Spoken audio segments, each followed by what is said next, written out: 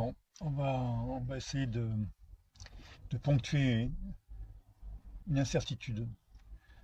La plupart des personnes attribuent aux gants portés par les pratiquants de boxe une fonction, disons, qui n'est pas la nature, qui n'est pas celle qu'on leur a attribuée. En fait, les gants, rappelez-vous, ce sont des protections. Et ce sont des protections qui ont deux missions. La première, ce qui a légitimé leur forme, leur consistance et leur efficacité quelque part, c'est de protéger la main. Protéger les mains quand on frappe, on peut avoir des, des percussions bien frappées, mais on peut avoir des percussions qui ne sont pas centrées, comme on attaque des zones qui ne sont pas forcément plates. Le gant doit donc tenir le poignet. C'est pour ça qu'on recommande, bien sûr, dans certaines boxes on ne le fait pas, mais on recommande les gants qui tiennent le poignet. Et dans le cas contraire, ben, on peut mettre des bandes bien placées qui permettent de tenir le poignet en sécurité. Parce que bien sûr, la percussion peut entraîner une légère flexion de l'axe du poignet par rapport à l'avant-bras et donc en conséquence créer des petites lésions de type entorse du poignet.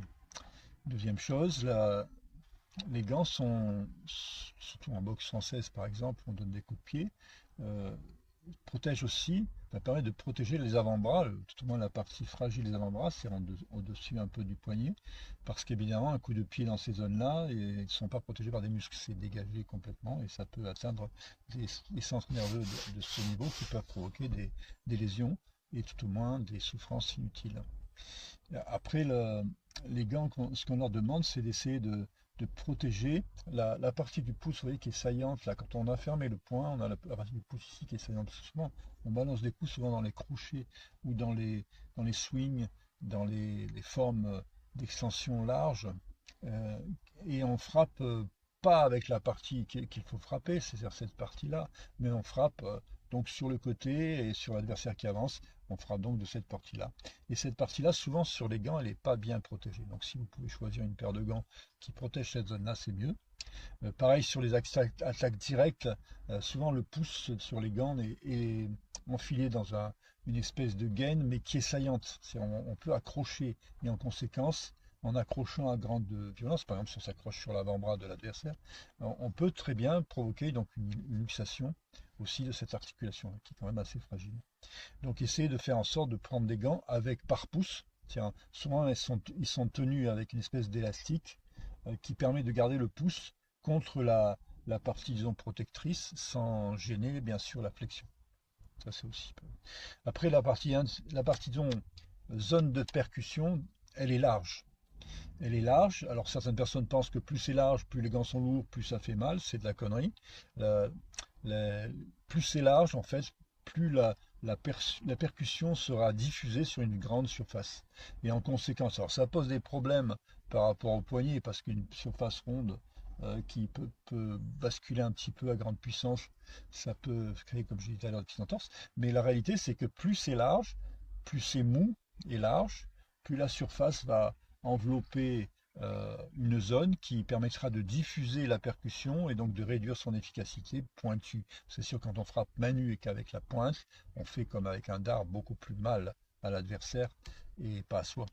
Donc avec les gants, ça limite un petit peu la souffrance en fait de l'adversaire. Pareil pour les gants, si vous avez des gants, vérifiez que la bourre pour les anciens gants ou le côté disons mousse pour les gants modernes soit bien répartie, hein, qu'il n'y ait pas cette zone-là qui soit mal amortie, parce qu'évidemment à ce moment-là vous tronquez l'efficacité de protection des gants par rapport à l'autre, votre partenaire.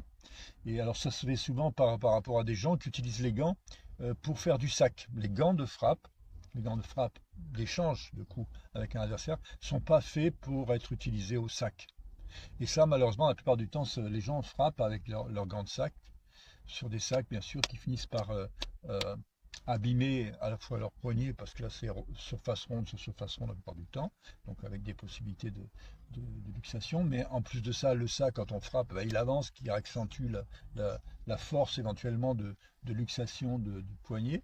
Et surtout, le gant ne résiste pas à ça et finit par se façonner et perdre son efficacité d'amorti. Donc, pour le sac, utiliser des gants de sac ça ressemble à des mitaines, mais qui ont cette mission plus régulière de taper déjà d'une surface plus petite et donc souvent plus ou moins plane, et qui permet donc de bien contrôler la percussion, sachant que quand on frappe les coups lourds, au sac surtout, ça ne sert pas à grand-chose. Ça sert pas à grand-chose parce que on balance des coups lourds, ça fait du bruit. Certaines personnes confondent le bruit qu'on fait avec l'efficacité qu'on a. J'entends, de plus on reste en contact avec la zone de percussion, plus l'échange euh, en déformation énergétique du membre frappeur par rapport à la surface percutée est important. Donc, moins c'est efficace de déposer une énergie sur la cible et repartir sans s'abîmer la main. Là, on partage l'énergie entre la zone frappée et la zone frappante, ce qui veut dire qu'on réduit l'efficacité du coup. C'est pour ça que les coups lourds sont moins efficaces du point de vue de la réalisation des KO que les coups secs.